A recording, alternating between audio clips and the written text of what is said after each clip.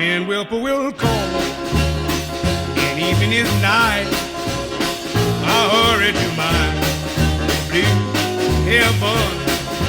G'day and welcome to episode number 26 of My Blue Heaven. I'm down at Princes Park, a really quiet Princes Park Friday morning. It's around about 9:30. Boys are going to be out on the track in about an hour's time, ahead of tomorrow's big clash now against the Brisbane Lions at Marvel Stadium. Noticed on the way in there's quite a few past players arriving to watch this session, including Brett Thornton. I saw Brett Thornton with his kids, and a really interesting one in Jared Waite is here as well. I don't know whether Waite's come back to the club much since he left to go to North Melbourne, but great to see him here as well. I'm really looking forward to this session. It's been a really tough week for Carlton supporters. I'd just like to mention League Tees again.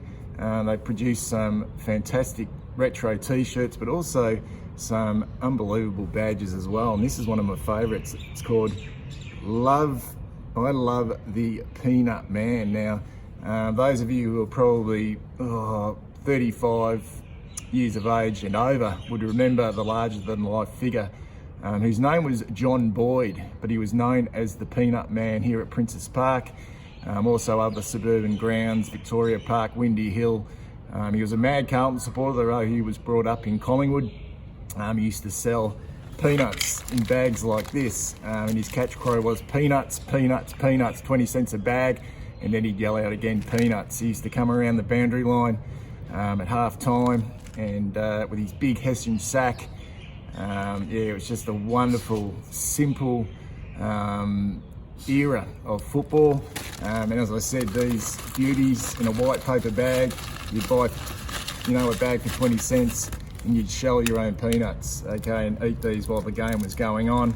Can only imagine what would happen these days if you try to sell peanuts at the football. There'd be parents saying, "I keep those peanuts away from my kid." But anyway, really looking forward to this session to see what unfolds. As I mentioned, been a really tough week for the football club. Decisions had to be made. I know from my point of view, I've been very critical of the club on the journey, particularly this year.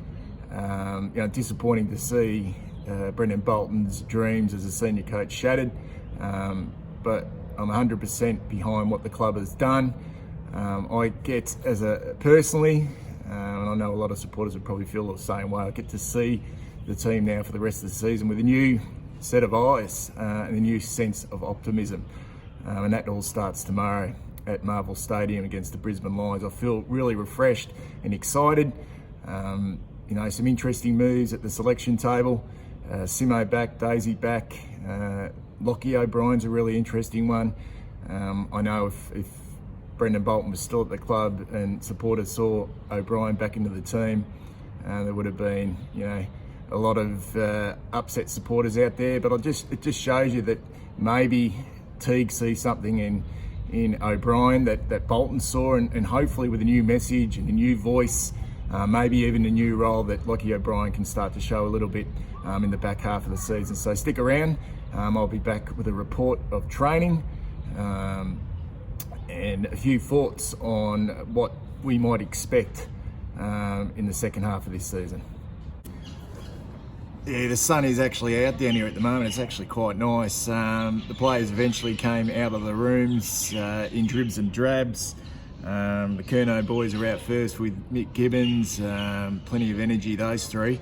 And then the rest of the boys just casually made their way out. Very laconic in the opening 20 minutes or so of this session. At the moment, they're just split up into two groups. One group taken by David Teague, the other by John Barker. They're not any specific forwards or backs, just all mixed up together, just doing some handball, sort of small match sim sort of stuff.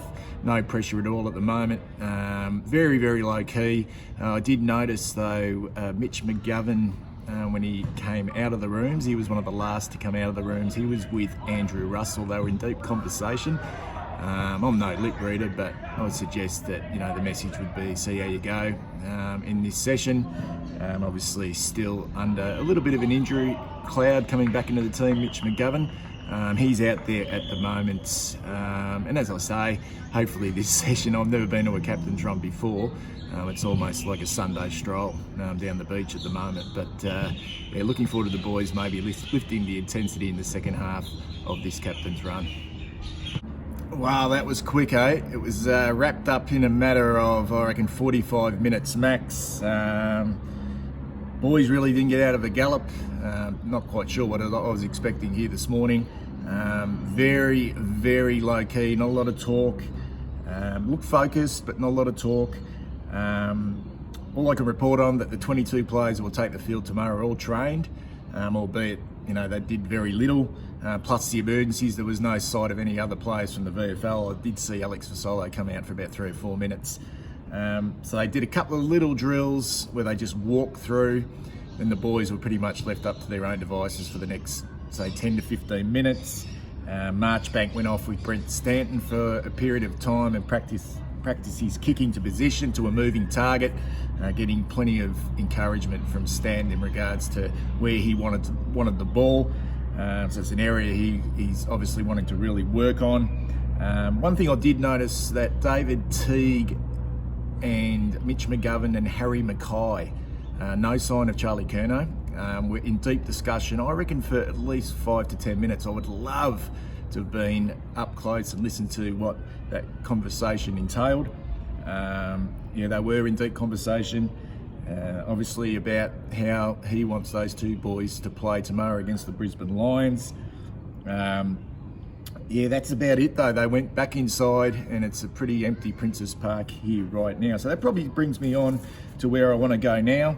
I did pose the question on social media yesterday to Carlton fans in regards to what they expect or what they would like to see in the second half of the season in regards to positional changes, game plan, anything really creative, left of centre, sort of things that David Teague might implement for the rest of the season. And we have heard over the last couple of days David Teague say that he wants to let this young team play football, which I think is really important, and that's all we want to hear at the moment. So I think that is very exciting, not only for tomorrow but for the rest of the season.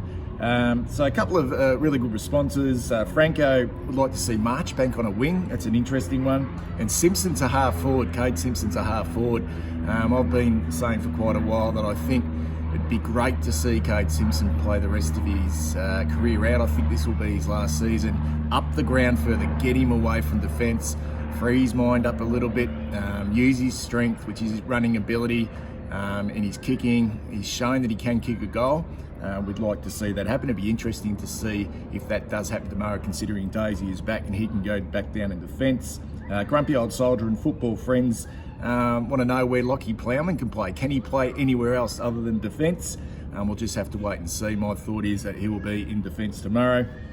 Phil Ball, and I think this is evident from a lot of Carlton supporters, they want to see Charlie Curnow get an opportunity to play either on a wing or into the midfield. It was interesting with that discussion with Teague and McKay and also McGovern that Charlie wasn't around in that conversation. And Phil Ball just says, tell Charlie he can pretty much do what he likes, Cooter style. We'd love to probably see that. Andrew Mail, chain Harry to the goalpost, playing deep forward and tell him to stay in that area. Have McGovern fall in behind them. He'd also love to see Kerr, that is Paddy Kerr, get an opportunity at some time throughout the rest of the season. James D would like to see one-on-one accountable football and get rid of the zones. Run for run. Would like to see Zach Fisher as a small forward. Now, I did pose this question earlier on in the season. I think we did see it for a small period of time against Port Adelaide, the Adelaide Oval, in round 2, and he seemed to do quite well down there, so we'd like to see that. Wayne Daniel would love to see Gibbons in the middle, and he's backed up by Darren Smith, who says, how about putting Michael Gibbons, a decorated midfielder in the VFL, won 2 listed medals, into the midfield. I reckon tomorrow you'll find that Michael Gibbons will play a lot of midfield time. And finally, Jacqueline Hunt, I love this one, hoping the boys can go out and begin to enjoy playing football again. I think that is evident with us supporters. We just want to see these boys play football, exciting football, whether it will happen tomorrow, whether it will happen the following week. We just wanted to free their mind up and to play to their strengths. And finally, John O'Baruch, love this one. Tell them, that is the players, that the boundary line is lava. Yeah, exactly right. We just want a game plan where the boys attack the middle, obviously not always, but take the game on, be brave. If they stuff up, so be it. So there's just a couple of ideas from a lot of the supporters out there. Tomorrow, what do we expect tomorrow? Look, it's unrealistic to suggest that we're going to come out and kick 150 points and blow Brisbane out of the park. That's just not going to happen. Brisbane are flying at the moment. Very good young football team. Have stitched us up the last 3 occasions, albeit at the Gabba. What I'd like to see tomorrow, these are 5 points that I've written down in regards to tomorrow. Who goes to Dane Zorko? He's their captain. We know that he doesn't like to be tagged. You know that you can get under his skin and he gets frustrated. So surely that has to be a job for Ed Curnow tomorrow. Surely he goes to Dane Zorko. I know they've got Lachie Neale as well, but I think Dane Zorko is the one. He's the one that can break the lines. He's the one who can kick multiple goals, and he's the one who I think you can really target. And hopefully that happens tomorrow. The 3 small forwards really worry me. I know Cam Rayner, the #1 draft pick, still hasn't hit his straps yet, but he looked okay last week. Cam McCarthy from the Cats, and also Charlie Cameron. Who's going to play on those 3 boys? That's probably the big question. They probably look to be the keys down there for the Brisbane Lions. This is what I'd like to see. Daniel Rich is having a fantastic season, but if you go through his stats, he wins a lot of the ball, but doesn't lay a tackle. They love the ball in his hands. Can they target him? Can they target Luke Hodge and get under their skins? I don't think we can allow both Luke Hodge and Daniel Rich to do what they like across halfback tomorrow. Now, I love Reece Matheson and I love Mitch Robertson. They're the enforcers of the Brisbane Lions, so they're a very young, skillful team, but they've got some real hard nuts. 2 players who generally love to intimidate, to love to get under your skin. I would love Carlton just to run through Reece Matheson tomorrow, legally of course, put him on his ass, and don't let these boys dictate the terms. I would love to see that early in the game, but not only in the game, but continue it for the 4 quarters. And the final one, the big one for me, okay, I think it's time.